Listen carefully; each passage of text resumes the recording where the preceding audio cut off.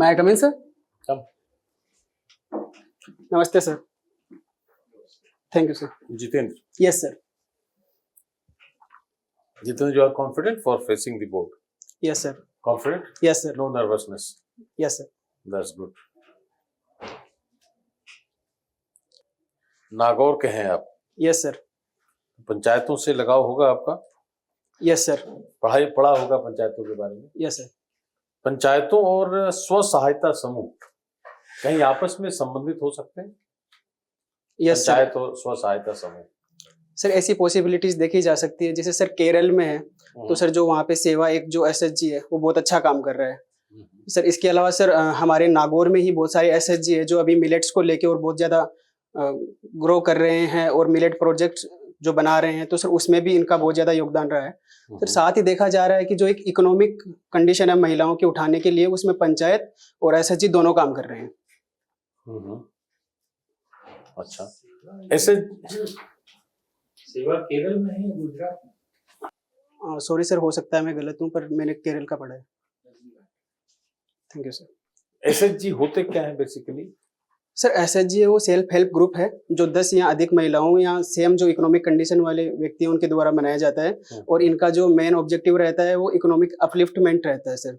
तो इसमें वो जो छोटे प्रोडक्ट होते हैं जैसे अचार, पापड़ या इसके अलावा जो एम्ब्रॉयडरी है उन सबको एक्सपोर्ट करना या फिर इनका प्रोडक्शन करके आगे स्वयं की इकोनॉमिक कंडीशन है उसको सुधारना है। अच्छा, मान लिया किसी एक बॉडी बनाई सरकार ने और उसको स्टैट्यूटरी स्टेटस दे दिया, कानूनी दर्जा, ओके सर, और कुछ समय के बाद उसको कॉन्स्टिट्यूशनल स्टेटस दे दिया, क्या डिफरेंस आएगा उसकी वर्किंग में?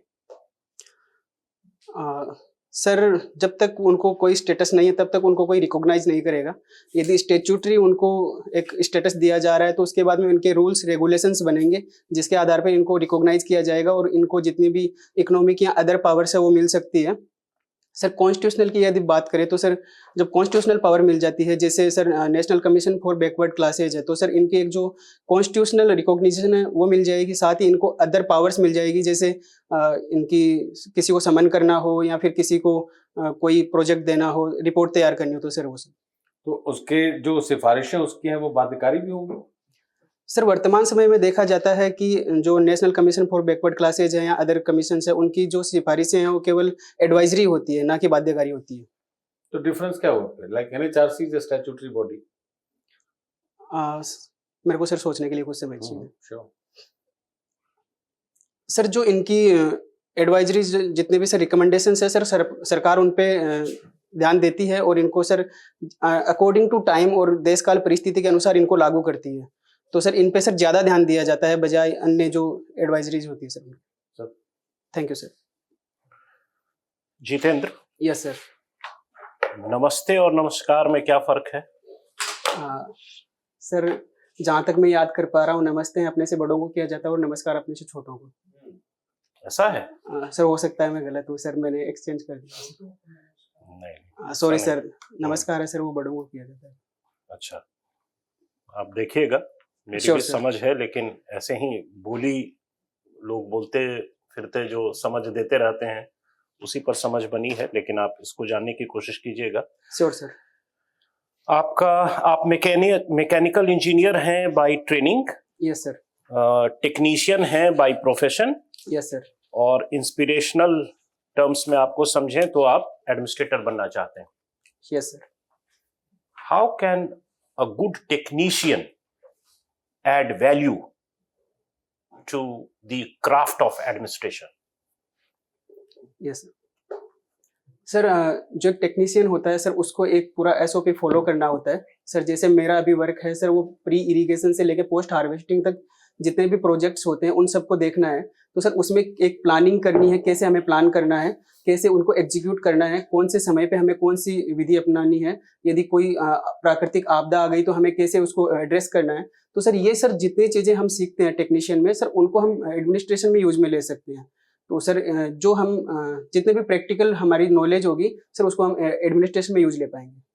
ICAR जहां आप कार्यरत हैं वहां का एक मैंने पेपर देखा था जिसमें इसी चीज पर शोध हो रहा था कि डिजास्टर स्ट्रक एरियाज में कहीं फ्लडिंग आ गया, कहीं कोई और विपदा आ गई, तो उसमें जो लॉस होता है किसानों का, उस लॉस को मैप करने के लिए नए टेक्निक्स और टेक्नोलॉजी उपयोग में लाए जा रहे हैं, ताकि सरकार को फीड किया जा सके कि एक्चुअल टर्म्स में लॉस कितना हुआ। इसके बारे में कुछ जानकारी है आपकी? Yes sir.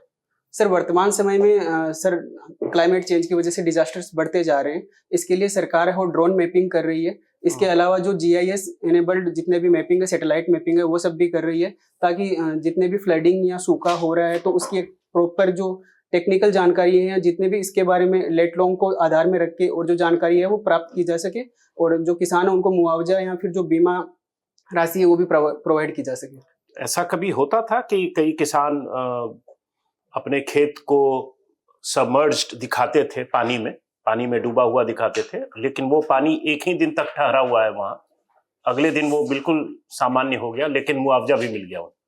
सर ऐसी किसी घटना की मुझे कोई जानकारी नहीं है, बट सर मैंने पेपर में कुछ टाइम पहले कुछ आर्टिकल पढ़े थे, उनमें ऐसा दिखाया गया था कि जैसे सर कर्नाटक में 8.5 लाख हेक्टेयर में मूंग की खेती की जाती है, दालों की खेती की जाती है। यदि वहाँ पे 50,000 हेक्टेयर में भी सूखा या फिर कोई विपदा आई है तो उसको आधार बना के वो पूरे जो राज्य है उसकी एक इकोनॉमी है वो बताते हैं कि पूरे राज्य में जो दाल है वो खत्म हो गई है सर।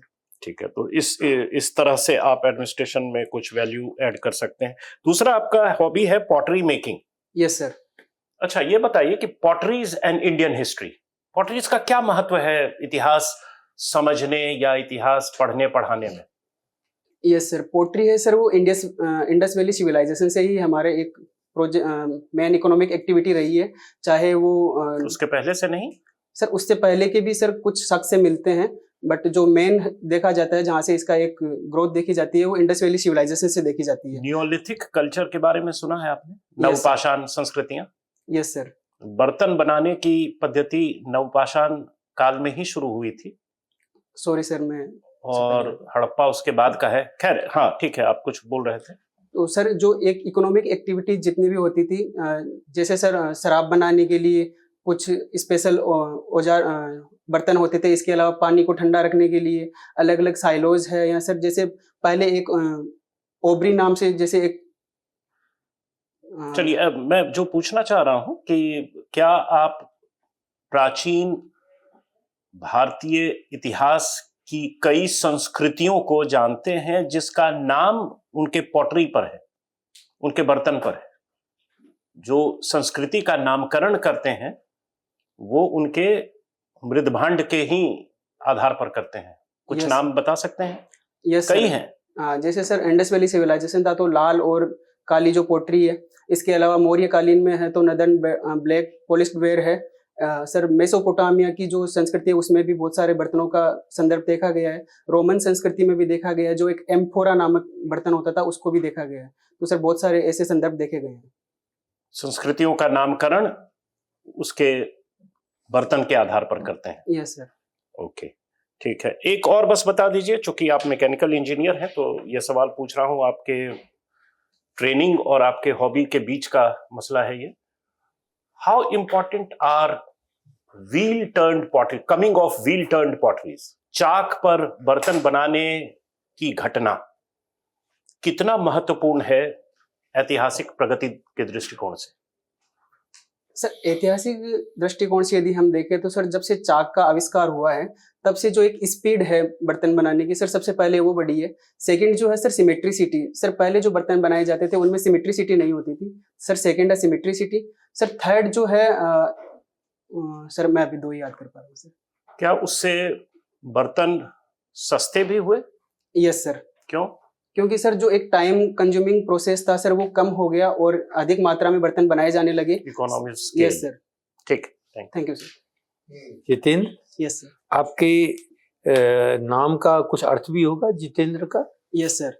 क्या है? सर इसका मतलब है जिसने अपनी इंद्रियों को जीत लिया हो। तो सर महावीर स्वामी और जो महात्मा बुद्ध है उनके लिए इसे माना जाता था कि उनको जितेंद्रिय बोला जाता था। Very good. क्या आप सोचते हैं कि टेक्नीशियन के रूप में जो आपने ज्वाइन किया है ये आपका अंडर एम्प्लॉयमेंट है? यस सर, कई बार मुझे ऐसा लगता है कि जो मैंने एक फॉर्म भरा था वो टेक्निकल ऑफिसर के लिए भरा था और बाद में मुझे पता चला कि ये टेक्नीशियन का है। तो सर मुझे लगता है कि ये सच में मेरे लिए एक अंडर एम्प्लॉयमेंट जैसी स्थिति है। बट अच्छा, सर यदि कार्य क्षेत्र के हिसाब से देखिए अंडर एम्प्लॉयमेंट है कि नहीं, यानी मैं पोस्ट के हिसाब से नहीं बोल रहा हूँ, कार्य के हिसाब से। आप बीटेक है मैकेनिकल इंजीनियरिंग, यस सर। क्या कार्य के हिसाब से भी अंडर एम्प्लॉयमेंट है? Yes sir. That's good. Bangladesh में कुछ डेवलपमेंट हुए हैं, तो इसका हमारे देश पर क्या इम्पैक्ट है? हम क्या सोचें, क्या समझें, अच्छा हुआ नहीं हुआ? सर बांग्लादेश में एक पॉलिटिकल क्राइसिस चल रहा है और सर वहाँ की जो एक लेजिटिमेट गवर्नमेंट थी, इलेक्टेड गवर्नमेंट थी, उसको हटा के एक अंतरिम सरकार बनाई गई है। साथ ही में भारत के साथ जो व्यापार समझौते और जो पहले पीपल टू पीपल रिलेशनशिप है, उनमें भी बहुत ज़्यादा टर्मोइल देखा गया है। जैसे सर ऊर्जा को लेके है, या फिर वहाँ से जो हमारे टेक्सटाइल एक्सपोर्ट ऊर्जा को लेके क्या समस्या हो गई? सर ऊर्जा को लेके सर मेनली दो समस्या देखी गई है कि एक तो जो हमारे अडानी के प्रोजेक्ट्स थे, वो जो बकाया राशि थे उनको लेके समस्या चल रही है। और सर सेकंड जो त्रिपुरा यहाँ से एक्सपोर्ट करता था एनर्जी, उसको लेके भी जो सर जो बैक बिल्स पेंडिंग है सर, उनको लेके समस्या चल रही है। तो ये तो एनर्जी क्षेत्र में, और दूसरा एक क्षेत्र बताया आपने sir people to people relationship है सर, उसमें भी समस्या देखी गई है। जैसे सर वहाँ पे जो माइनॉरिटीज है उन पे बहुत ज़्यादा अत्याचार किए जा रहे हैं। सर थर्ड इसमें जो चीज़ देखी जा रही है वो है सर गवर्नमेंट के साथ में जो एक रिफ्ट बना हुआ है, गवर्नमेंट ऑफ इंडिया और गवर्नमेंट ऑफ बांग्लादेश, उनके बीच में भी दूरियां देखी जा रही है। सर चौथा जो समस्या है सर वो ये देखी जा रही है कि बांग्लादेश और पाकिस्तान के जो संबंध है वर्तमान समय में वो वापस सुधर रहे हैं। तो जैसे तो अभी बहुत अच्छी बात है, हमसे क्या लेना देना, ऐसा है नहीं है? सर ये अच्छी बात है कि उनके रिश्ते सुधर रहे हैं, बट सर यदि हमारे नेशनल सिक्योरिटी कंसर्न्स को हम ध्यान में रखें तो सर हम पहले ही एक ढाई फ्रंट वॉर की संभावना जता रहे हैं। और जो उनके अभी तत्कालीन जो जितने भी राजनेता है या फिर जो भी कट्टरपंथी विचार समूह है सर, उन्होंने सर ऐसे बयान दिए है कि हम कुछ समय में है भारत के जो निम्न क्षेत्र हैं इनको हथियार लेंगे। ओके, हमको बताइए कि इंटरनल कंबस्शन इंजन को रिप्लेस करके इलेक्ट्रिक व्हीकल बनी है। इलेक्ट्रिक व्हीकल में तो इंटरनल कंबशन इंजन है नहीं, मोटर लगा हुआ है कि नहीं? तो इंटरनल कंबशन इंजन जब नहीं रहेगा तो क्या ऑटोमोबाइल इंजीनियरिंग का पटाक्षेप हो जाएगा? क्या कम उसकी आवश्यकता होगी? सर मुझे लगता है कि इससे सर ज़्यादा कुछ फर्क नहीं पड़ने वाला है। सर जो आईसी इंजन है वो केवल एक पार्ट है। इसके अलावा सर गाड़ी की डिजाइन है, प्रोटोटाइप तैयार करना है, उसकी व्हील बेस तैयार करना है, उसकी सारी जो मेकाट्रॉनिक्स है वो सब देखनी है। तो सर आने वाले समय में यदि इलेक्ट्रिक इंजन भी तैयार होते हैं या इलेक्ट्रिसिटी पे हम गाड़ियाँ चलाते हैं, उसके लिए भी हमें ऑटोमोबाइल इंजीनियर्स की ज़रूरत पड़ेगी, क्योंकि सर पूरी गाड़ी की डायनेमिक्स देखनी है, उसकी जितनी भी आगे इंजन को छोड़कर बाकी सारे पार्ट्स तो है ही हैं। यस सर, वो कहीं नहीं गए। Yes sir. ठीक है ना, धन्यवाद। Welcome sir. आपके मैकेनिकल इंजीनियरिंग से रिलेटेड पूछ रही हूँ, रिन्यूएबल एनर्जी में मैकेनिकल इंजीनियरिंग का क्या रोल है सोर्सेज में? ओके मैम, यदि रिन्यूएबल एनर्जी में मैकेनिकल इंजीनियरिंग देखे जाए तो हमारी जो स्ट्रेंथ है वो है विंड पावर और सोलर पावर। सोलर वेफर्स बनाने के लिए हमें जो एक डिज़ाइन चाहिए वो एक मैकेनिकल इंजीनियर वो अच्छे से डिज़ाइन कर सकता है। इसके अलावा विंड टनल्स जितनी भी बनाई जा रही हैं उनकी जो पूरी प्रॉपर वर्किंग है वो मैकेनिकल इंजीनियर्स द्वारा ही देखी जाती है। इसके अलावा जैसे स्मॉल हाइड्रो इलेक्ट्रिक डैम्स है और जो लार्ज डैम्स है उनके सबके लिए भी जो मैकेनिकल इंजीनियर है वो बहुत काम करते हैं। एक जो बहुत ही मिस आउट हुआ है इनोवेशन के पॉइंट ऑफ व्यू से सोर्स एनर्जी का, वो आपको क्या लगता है? जो मैं थोड़ा हिंट दे रही हूँ, वो ओशन से रिलेटेड है मैकेनिकल इंजीनियरिंग। मैम इसमें दो चीज़ें हैं, एक है ऑफशोर विंड टर्बाइंस है हमारे, और जो एक हमारी करंट जो वेव या करंट एनर्जी है उसको लेके। तो जैसे फ्लडिंग है, जब यस मैम जो टाइड एनर्जी टाइडल एनर्जी है उसमें भी मैकेनिकल भी उतना डेवलप नहीं हुआ है। हाँ यस। क्या रीजन है? It is a very simple mechanical process. Ma'am इसमें जो मेन समस्या है वो एक ऐसे एरिया को फाइंड आउट करने की है जहाँ पे टाइड्स है उनकी जो ऊंचाई है वो 6 मीटर से ज़्यादा हो पाए, ताकि जो एक फ्लड और जब एब होती है तो वो एक पूरा प्रोसेस में पानी पूरे टरबाइन को घुमा सके। तो इंडिया में देखा जाए तो वर्तमान में ऐसी दो ही जगह, जैसे गल्फ ऑफ खंबात है और जो हमारा हुगली रिवर का रीजन है वो वहाँ पे नहीं हो पा रहा है। मैम इसमें यदि देखा जाए तो पहली तो है कि जो एक इसकी फ्रीक्वेंसी है टाइड की, उसका हमें इतनी ज्यादा जानकारी है नहीं। सेकंड है वो है कि हमारे पास ऐसे इक्विपमेंट्स है नहीं, और जो इसकी disaster resilient, yes ma'am, right, yes यही रीजन है कि वो नहीं इंस्टॉल हो पा रहा है। Yes ma'am. पॉटरी मेकिंग और मैकेनिकल इंजीनियरिंग को आप किस तरह से आप मतलब अपनी स्पेशलाइजेशन स्किल को यूज करते हैं जब आप फ्री टाइम में पॉटरी मेकिंग? यस मैम, किस सेंस में? मैम जो पहले जितना भी पोट्री मेकिंग का काम होता था वो पूरा मैनुअल होता था। अभी बहुत सारी मशीन्स आ गई है, जैसे ग्राइंडिंग, जो मिट्टी होती है उसको गार बोलते हैं, तो गार को ग्राइंड करने के लिए, उसको मिक्स करने के लिए, उसके पिंड बनाने के लिए इसमें ग्राइंडिंग मशीन्स का यूज होता है। इसके अलावा यदि देखा जाए तो वर्तमान समय में जो चाक है वो इलेक्ट्रिक चाक आने लग गए हैं।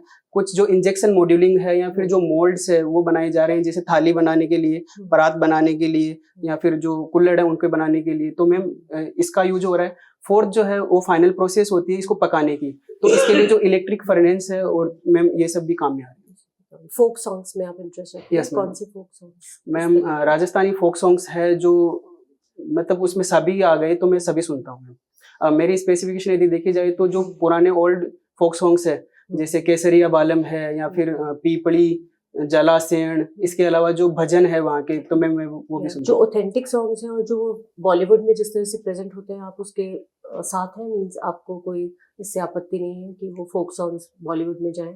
मैम फोक सॉन्ग्स की जहाँ तक बात है तो फोक सॉन्ग्स है किसी भी संस्कृति को रिप्रेजेंट करते हैं। समय के साथ समाज को भी बदलना चाहिए और जो नई टेक्निकल एडवांसमेंट हो रहे हैं हमें उनके साथ चलना चाहिए। तो एक जो हमारी लीगेसी रही है फोक सॉन्ग्स की वो बरकरार रहनी चाहिए। यदि इनमें मॉडिफिकेशंस करके और यदि हम नए एक वे में प्रेजेंट करते हैं तो मैम इसमें कोई दिक्कत नहीं होनी चाहिए। Yes ma'am. Okay, last question है, फिफ्थ जनरेशन रिफॉर्म जिसको कहेंगे, वो क्या होगा आपके हिसाब से? सॉरी मैम, मैं आपका sorry, fifth generation technological innovation okay के मैम। पॉइंट ऑफ व्यू से कौन सा ब्रेक थ्रू आपके हिसाब से है? मैम आप वर्तमान किसको कहेंगे? यस मैम, वर्तमान समय में यदि देखा जाए तो जो IR 4.0 उसके बाद में जो फिफ्थ जनरेशन के रिफॉर्म्स है वो आने स्टार्ट हो गए हैं, जिसमें सबसे ज़्यादा है AI, machine learning, large language models है। इसके अलावा जो एयरक्राफ्ट्स है, या जैसे सर अभी चाइना ने है हाल ही में एक 6th जनरेशन एयरक्राफ्ट लॉन्च किया है, तो मैम ये सब जितने भी वारफेयर है, जैसे स्पेस वारफेयर है या साइबर वारफेयर है, तो ये सब टेक्नोलॉजिकल एडवांसमेंट है। इसके अलावा यदि रोजमर्रा के जीवन में देखा जाए तो IoT है, जैसे सीरी है, एलेक्सा है, तो मैम ये फिफ्थ जनरेशन रिफॉर्म्स हम मान सकते हैं। तो इसमें ह्यूमन एलिमेंट आप रखना चाहेंगे क्या हटा देंगे ह्यूमन एलिमेंट? मैम टेक्नोलॉजी है वो यदि उसको ह्यूमन यदि कंट्रोल करता है वो तो ज़्यादा सही रहेगी। और ये जो तो आप इसको चाहेंगे कि human plus yes AI ma'am, रखें या खाली AI रखें? मैम इसमें ह्यूमन इंटेलिजेंस है जो ह्यूमनिट है, तो इसमें ह्यूमन भी होना चाहिए और AI भी होना चाहिए ताकि कोऑर्डिनेटेड दोनों वर्क हो होना सके। चाहिए। Yes ma'am, thank you ma'am. What are inspirational districts? Okay sir, sir जो नीति आयोग है उनका एक प्रोजेक्ट चलता है एस्पायरेशनल डिस्ट्रिक्ट प्रोग्राम। इसमें इन्होंने 700 से अधिक जो जिले हैं उन आपके यहाँ कौन कौन से हैं? सॉरी सर, मैं अभी याद नहीं कर पा रहा हूँ। आपका है जिला उसमें एस्पिरेशनल डिस्ट्रिक्ट? सॉरी सर, मुझे इसकी जानकारी नहीं but why are you sorry?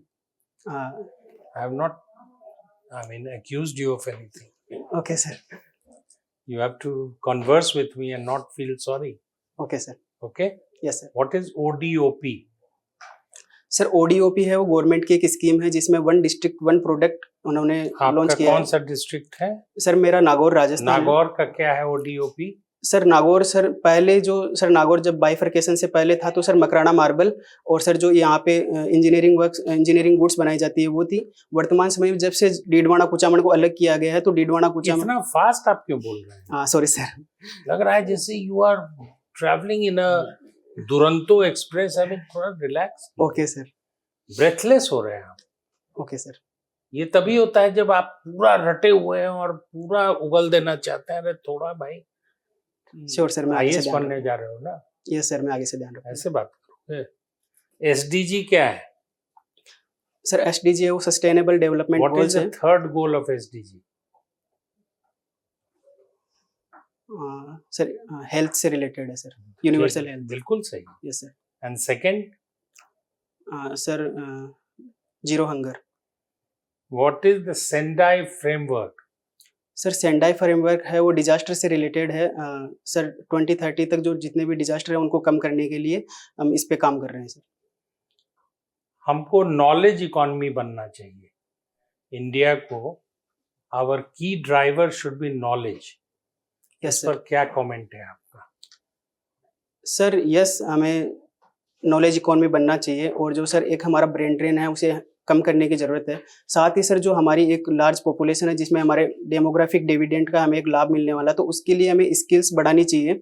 और सर जो नई टेक्नोलॉजी है उनके साथ हमें आगे बढ़ते रहना चाहिए ताकि हमारी जो फिर पॉपुलेशन। आप स्पीड बढ़ा दी, हाँ सॉरी सर। राजधानी का ले आए हैं आप स्पीड, थोड़ा ओके सर। कूल हो जाइए।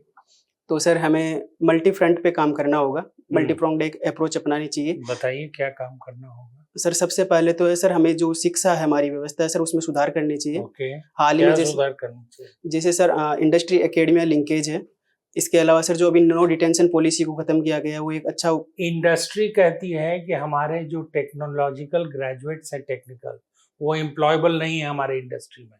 आपको पता है यस सर। इंडस्ट्री कितने हे दृष्टि से देखती है इवन आईआईटी ग्रेजुएट्स को।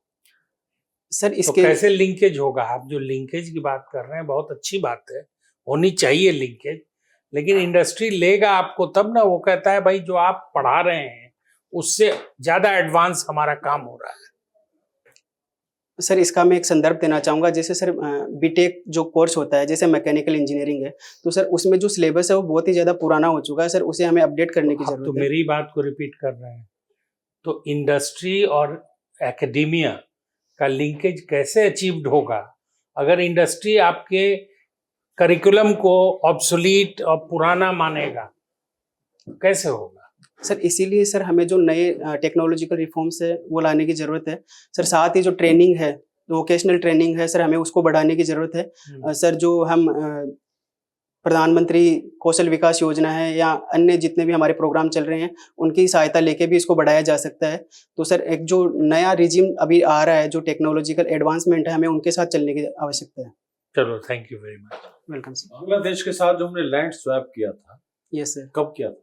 सर 2015 में किया था, 99 जो कॉन्स्टिट्यूशनल अमेंडमेंट है उसके according. 99? Are you sure? Sorry sir, I am not sure. अच्छा, कोई बात नहीं। तो इसका कोई कॉन्स्टिट्यूशनल बेसिस है कि पार्लियामेंट और government of India can hand over certain territory to Bangladesh? Yes sir. Sir इसमें है कि यदि हम लैंड किसी को दे रहे हैं या किसी के अधिग्रहण कर रहे हैं तो इसको कॉन्स्टिट्यूशन के अकॉर्डिंग करना चाहिए, लेकिन यदि हम इसके रिगार्डिंग इंफॉर्मेशन यदि शेयर कर रहे हैं तो वो हम एग्जीक्यूटिव प्रोसेस के थ्रू भी कर सकते हैं। ठीक है, thank you. Okay, welcome sir. Thank thank you. You sir. मैं come in sir? Thank you sir. तो very good Jitendra, thank you so much. Quite good. लेकिन एक ही समस्या है, मैं भी पॉइंट आउट करने वाला हूं, तो लिखा था सर ने पॉइंट आउट कर दिया। Yes sir, thank you sir. Sir एक तो रीजन का इफेक्ट पड़ता है सर, मैं जिस रीजन क्यों से इतनी जल्दी है? तुमको क्यों इतनी जल्दी है? सर मैं इसी पे काम कर रहा हूँ अभी और इसमें बहुत सुधार करने की कोशिश यू कर रहा हूँ। Should be ready to sit for hours. Board को जल्दी होगी ना। ओके सर, मैं सर उससे क्या हो रहा है कि बहुत अटेंटिव होना पड़ रहा है सभी को। ये डर लग रहा है कि नहीं, गलत चीजें भी निकल रही हैं। हाँ, गलत भी निकल रही है ना। दूसरा कि if you are not sure, don't say it is not 99 99th amendment is declared unconstitutional by NJS sir. NJS yes sir, 100th है वो। Yes sir. 2016। यस। हाँ, तो यही बात है जितेंद्र जी, जब आप बहुत ज्यादा बोलना चाहेंगे तो कुछ ऐसी चीजें निकल जाएंगी जो कि अनावश्यक थी। किसी ने ही नहीं पूछा था कि 99th अमेंडमेंट है ना 70वां अमेंडमेंट है, यस है सर। कि नहीं? तो वो बोला गया और बोलने से पकड़ा गया। इसी तरह केरल का जो सेल्फ हेल्प ग्रुप था सेवा है, तो वो नाम लिया आपने सेवा का, तो वो पकड़ा गया। तो ज्यादा बोलिएगा तो फिर अपने ऊपर कंट्रोल नहीं रहेगा, ठीक। गलत चीजें निकलेंगी। यहाँ हम टोक रहे हैं, वहां कोई टोकेगा नहीं, लेकिन उसके नंबर कटेगा। That you are trying to befool the board. Okay sir. वो पर्सनालिटी मतलब ब्यूरोक्रेट के लिए एकदम थर्ड रेट नेगेटिव पर्सनालिटी है, इसलिए उस पर कंट्रोल रहना चाहिए। इसलिए नहीं कि स्पीड की बात है, इसलिए गलत गलत चीजें निकलेंगी, श्योर सर। तो ये ध्यान रखिएगा, ठीक है ना। एक फ्लाईव्हील के बारे में बड़ी अच्छी बात क्या है कि it is a machine where momentum is conserved. Yes sir. और मोमेंटम कंजर्व होने से क्या होता है, स्टेबिलिटी आती है सर, उसमें स्टेबिलिटी आती है। तो उस स्टेबिलिटी से बहुत सी चीजें फायदा हुआ फ्लाईव्हील। और फ्लाईव्हील केवल चाक पर ही नहीं है, पिस्टन में भी है सर, बहुत जगह इंजन में है। भी है। आप ध्यान दीजिए मैकेनिकल इंजीनियरिंग में तो फ्लाईव्हील का कॉन्सेप्ट बहुत जगह आता है। Yes sir. और अदरवाइज ऑल्सो हमारे सोशल सर्किट में भी एक कॉन्सेप्ट ये है कि भाई ठीक है, आज हमारे पास में एक्स्ट्रा एनर्जी है, हमने स्टोर कर दिया, और जब एनर्जी की रिक्वायरमेंट हुई तो रिलीज कर दिया, है कि नहीं? Yes, sir. तो वो कॉन्सेप्ट बहुत जगह चलता है मैकेनिज्म, ये कॉन्सेप्ट फ्लाई व्हील का। ठीक है, Sure, sir. धन्यवाद। Jitendra, I think I agree with the points raised. You are good, but I want you to rate us, the interviewers, and you have to speak for 1 minute. How good your interview was, your interview experience was. Could we cover all the topics, whatever? Speak for 1 minute. Sir मुझे लगता है कि सारे topics है, जितने भी area मेरे def में है वो कवर किए गए हैं। इसके अलावा सर मुझे लगता है कि जो क्वेश्चन है उसमें एक वैरायटी थी, और जो मेरे को सजेशंस दिए गए हैं वो भी बहुत अच्छे हैं। जैसे सर ने कहा कि मैं बहुत ज़्यादा फास्ट बोल रहा हूँ, और मेरे बीच में भी मुझे टोक दिया गया, तो मुझे लगता है कि ये चीज़ें मेरे को बहुत हेल्पफुल रहेगी आगे, यदि मैं कोई IAS ऑफिसर बनता हूँ तब भी। तो सर ये सब चीज़ें बहुत हेल्पफुल है सर। कोई ऐसा एरिया है जिसको आप चाहते हैं कि हम लोग कवर करें और वो कवर नहीं हुआ? नहीं सर, आपने लगभग सारे एरियाज कवर कर लिए हैं, और इतने समय में मेरे को लगता है इतनी ही चीज़ें कवर हो पाएगी। हाँ, हो सकता है कि मेरे जॉब से और क्वेश्चन आ सकते थे। चलिए ठीक है, इसका मतलब कि आप नेचुरली फास्ट स्पीकर हैं। Yes sir. क्योंकि मेरा आप ये भी फास्ट बोल रहे हैं। सर जो मेरा रीजन है, मैं राजस्थान के जिस रीजन से आता हूँ, तो काम करो। ये ठीक, सर राजस्थान का रीजन में क्या है जरा समझाइए। सर जो मेरा क्षेत्रीय, वहाँ ऐसे ही लोग बोलते हैं? ये सर इतना ही फास्ट बोलते हैं। तो मैंने आज तक नहीं सुना ये बात। मेरे बहुत राजस्थान के फ्रेंड हैं, कभी उन्होंने नहीं कहा कि उस एरिया में जाइएगा, तो एकदम ऐसा लग रहा था कि आप मतलब you were breaking all speed barriers. क्या है, वजह क्या है भाई? ठीक आप है सर, आराम से बात कीजिए। ठीक है सर, मैं इस पे काम करूँगा। आप यूपीएससी का इंटरव्यू दे रहे हैं, दो ही तरीके में ये बोलता है आदमी। अगर कोई क्राइम करके आया हो और अगर उससे ऑफिसर इंचार्ज जब पूछेगा तो इतना बोलने लगता है कि द सस्पिशन अराइजेस कि भाई क्या बात है, इतना क्यों बोल रहा है।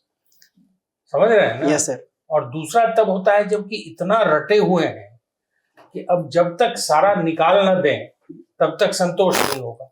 Both situations are avoidable. Okay sir. ठीक है ना? Yes sir. आप आराम से बात करें और एक ऑफिसर लाइक बिहेवियर दिखाएं, कंडक्ट दिखाएं। Okay, sure sir. Please do that, otherwise you will not carry a good impression on the interview board. देखो तुम्हारे पास सब्सटेंस है, सब कुछ है ना, आंसर्स भी तुम्हारे अच्छे, इस पर काम करो। Yes sir. अभी बहुत टाइम है। यस सर, 20 दिन है सर अभी। बहुत टाइम है, आराम से काम कुछ रिकॉर्ड करके उसको सुनो, है ना। Okay sir. थोड़ा बहुत स्पीड होती है तो चलो वो मैनेजेबल है। हाँ सर, मुझे भी लग रहा है बहुत हाँ, ज़्यादा लेकिन स्पीड। बहुत ज्यादा स्पीड। Yes sir. आगे तो ठीक है, बाकी तो content wise you are good. Okay sir. ठीक, thank you, all the best. Which we yes sir. individually will meet. Yes. All the best. Thank you sir.